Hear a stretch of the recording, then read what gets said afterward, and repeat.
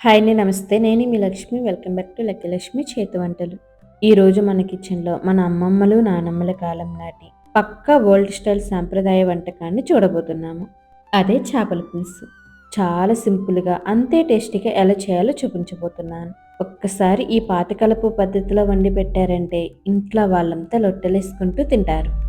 ఛానల్‌ని first time చూస్తుంటే వెంటనే సబ్స్క్రైబ్ చేసుకోండి. ఇక లేట్ చేయకుండా వీడియోలోకి వెళ్ళిపోదాం. దీనికోసం ముందుగా నేను ఇక్కడ కేజీ దాకా చేప ముక్కల్ని తీసుకుంటున్నాను. ఇలా ఇంటికి తీసుకురాగానే చేప లోపల ఉండే నల్లటి పొరను, రక్తం గడ్డకట్టిన భాగాలను చేత్తో లేదా స్పూన్‌తో పూర్తిగా గీకి తీసేయాలి. లోపల నల్లటి భాగం వల్లే కూర వండినప్పుడు బాగా నీచు వాసన వస్తుంది. ఇంటికి తీసుకురాగానే ఇలా క్లీన్ చేసి 2 సార్లు వాటర్‌లో కడిగేసిన తర్వాత ఇప్పుడు ఇందులో కొద్దిగా కల్లుప్పు, 1 టీ స్పూన్ దాకా పసుపు, అరచెక్క నిమ్మరసం వేసి బాగా పట్టించాలి. బాగా రబ్ చేస్తున్నట్లు ఒక 2-3 నిమిషాల పాటు బాగా కలపండి. ఇలా ఉప్పు, పసుపు, నిమ్మరసం వేసి బాగా పట్టించిన తర్వాత ఒక 5-10 నిమిషాల పాటు వదిలేయాలి. ఇలా పట్టించి ఒక 10 నిమిషాల పాటు వదిలేస్తామంటే నీచు వాసన పూర్తిగా లాగేస్తాయి. 10 నిమిషాల తర్వాత ఈ చేప ముక్కల పైనున్న జిగురును, అలాగే నీచు వాసన లేకుండా శుభ్రంగా 4-5 సార్లు బాగా క్లీన్ చేసుకోవాలి. ఇలా క్లీన్ చేసుకున్న చేప ముక్కల్ని పక్కన పెట్టుకోండి. ఇప్పుడు చింతపండుని నానబెట్టుకుందాము. దానికోసం ఒక గిన్నె తీసుకొని అందులోకి ఒక పెద్ద నిమ్మకాయ సైజంత చింతపండుని తీసుకొని నీళ్లు పోసి ఒకసారి శుభ్రంగా కడగాలి. ఆ తర్వాత చింతపండు మునిగేంత వరకు నీళ్లు పోసి ఒక అరగంట పాటు నానబెట్టుకోవాలి. అరగంట తర్వాత దాన్ని బాగా పిసికి పల్పేమి రాకుండా రసం తీసుకొని పక్కన పెట్టుకోవాలి. ఇప్పుడు స్టవ్ ఆన్ చేసి ప్యాన్ పెట్టి అందులో చిన్న దాల్చిన చెక్క ముక్క, 2 యాలకులు, 3 లవంగం ముక్కలు, పావు టీ స్పూన్ మెంతులు, అర టీ స్పూన్ జీలకర్ర, పావు టీ స్పూన్ ఆవాలు వేసి వేయించండి. వీటిని సన్నటి మంట మీద వేయించుకోవాలి.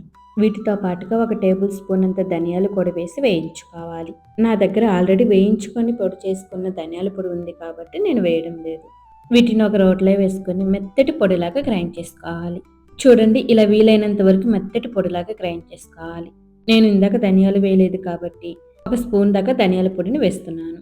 ధనియాల పొడి కూడా వేసిన తర్వాత ఒకసారి కలిపేసి 10-12 దాకా పొట్టు తీసిన వెల్లుల్లి రెబ్బలు వేసి కచ్చా పచ్చాగా దంచుకొని ఒక ప్లేట్లోకి తీసుకొని పక్కనుంచండి. ఈ పొడి నూరుతుంటేనే ఎంత స్మెల్ వస్తుందంటే అంటే చాలా బాగుంది. ఇప్పుడు చేపల పులుసు కోసం స్టవ్ మీద ఒక వెడల్పుగా లోతుగా ఉండే కడాయిని పెట్టుకోవాలి. చేపల పులుసుకి ఎప్పుడు కూడా లోతుగా వెడల్పుగా ఉండే కడాయిని పెట్టుకుంటేనే చేప విరిగిపోకుండా బాగుంటుంది.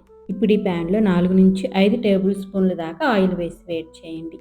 ఆయిల్ వేడైన తర్వాత 2 మీడియం సైజ్ ఉల్లిపాయలను తీసుకొని ఇలా సన్నగా తరిగి వేసుకోవాలి. ఈ ఉల్లిపాయలు వేయించేటప్పుడే కొద్దిగా ఉప్పు, పావు టీ స్పూన్ అంత పసుపు వేసి ఉల్లిపాయలు మంచిగా వేగినంత వరకు వేయించుకోవాలి.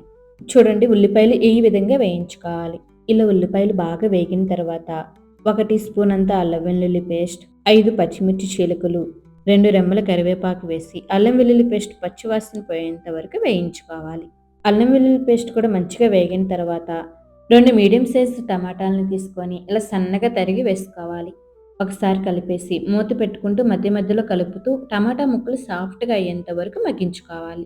టమాటాలు బాగా మగ్గి ఇలా ఆయిల్ సెపరేట్ అవుతున్నప్పుడు ఇందులోకి 2 స్పూన్ల దాకా కారం వేసుకోవాలి. చేపల పులుసుకి ఎప్పుడు కూడా నూనె, కారం, పులుపు కరెక్ట్గా ఉంటేనే బాగుంటుంది. సో మీ కారానికి తగ్గట్టు ఎక్కువ తక్కువ చూసి వేసుకోండి.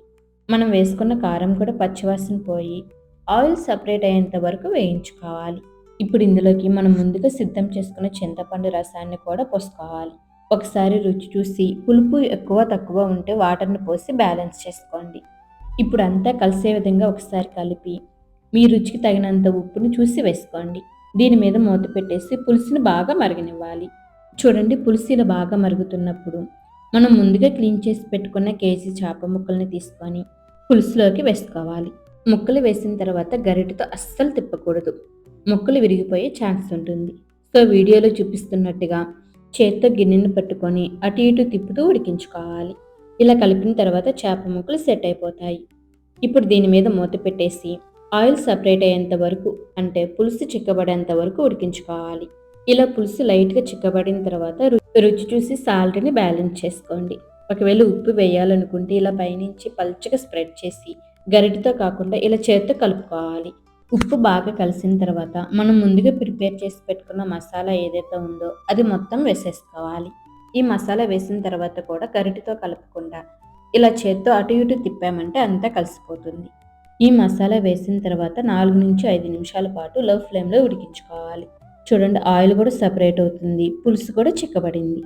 చివరిగా సన్నగా తరిగిన కొంచెం కొత్తిమీర తరిగి వేసుకొని స్టవ్ ఆఫ్ చేసుకోవాలి. ఎప్పుడూ కూడా చేపల పులుసు వెంటనే కాకుండా కాస్త చల్లారేంత వరకు, గోరువెచ్చగా అయ్యేంత వరకు మూత పెట్టి ఉంచి ఆ తర్వాత సర్వ్ చేసుకుంటే ముక్కలకు పులుసు అలాగే మసాలా బాగా పట్టి చాలా రుచిగా ఉంటుంది. ఇలా చేసుకునే చేపల పులుసు ఆ రోజు కంటే కూడా నెక్స్ట్ డే తినండి, చాలా అంటే చాలా రుచిగా ఉంటుంది. మీరు కూడా తప్పకుండా ట్రై చేసి ఎలా వచ్చిందో కామెంట్ చేయండి. ఈ వీడియో నచ్చితే లైక్ చేసి మీ ఫ్రెండ్స్కి, ఫ్యామిలీ మెంబర్స్కి షేర్ చేయండి. ఇలాంటి మరిన్ని టేస్టీ అండ్ సింపుల్ రెసిపీస్ కోసం మన ఛానల్ని సబ్స్క్రైబ్ చేయండి. Thanks for watching.